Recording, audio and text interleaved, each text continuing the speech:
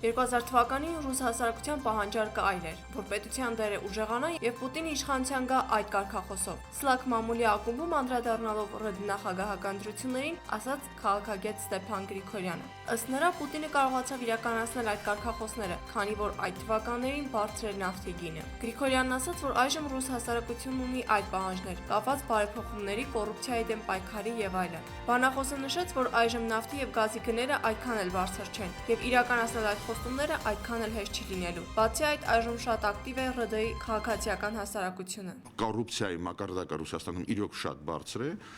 ու մարդիկ սպասում են, որ կգնա պայքար այդ հակակոռուպցիան։ Դե սպասելիքները հասարակության նայեք, ընդհանրապես ուրիշ են, այլ են։ Գրիգորյանը նշեց, որ հնարավոր է ՌԴ-ում ուժեղանա հակամերիկյան քաղաքականությունը։ Բացի այդ, ՌԴ-ն կփորձի ուժեղացնել իր ճնշումը ԱՊՀ տարածքում, որպեսզի կարողանա ստեղծել Եվրասիական միություն։ Ոչ ոք չէր կասկածում, դուք էլ չէիք կասկածում, ես էլ չէի կասկածում, որ կընտրվի Վլադիմիր Պուտինը։ Բայց հարցը նրանում է,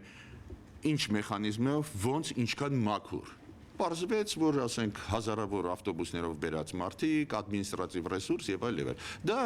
պարզ է, որ այլ իրավիճակ է ստեղծում Ռուսաստանում։ Ըստ նրա, Ռուսաստանի համար այդքան էլ հետաքրքիր չեն Հայաստանի Հանրապետության խորհրդարանական ընտրությունները։ Նրանք ավելի շատ հետաքրքրված են լինելու նախագահական ընտրություններով։ Ցանկացած ընտրված նախագահ Հայաստանում նորմալ կաշխատի Ռուսաստանի հետ։ Քանի որ միջև հայ-թուրքական սահմանի բացումը ռեալ Հայաստանը այլ ընտրանք չունի։ Այլ ընտրանք չունի, ուրեմն Ռուսաստանում էլ դա հասկանում եմ, ուրեմն շատ, ասենք, ակտիվ միջամտել մեր ներքին հարցերի մեջ իրանք չեն ուզենալու, հասկանալով, որ ցանկացած մարդ, ով կընտրվի, դա ի վերջո կաշխատի Ռուսաստանի հետ էֆեկտիվ ու նորմալ։ Անդրադառնալով ՌԴ դերակատարությանը Ղարաբաղյան հարցում բանախոսը նշեց, որ Պուտինը Ղարաբաղյան հարցում ավելի իրատեսական մոտեցում ունի, որ դա հեշտ լուծվող հարց չէ։ Գրիգորյանը նշեց, որ ՌԴ-ն չի նախատեսելու Ղարաբաղյան հարցում արագացված լուծումներ, իսկ Պուտինի նախագահությունը Արցախյան հարցում ինչ-որ կտրուկ փոփոխությունների չի բերի։ Անի Մարկոսյան, Արման Գրիգորյան, Սլաքեյը։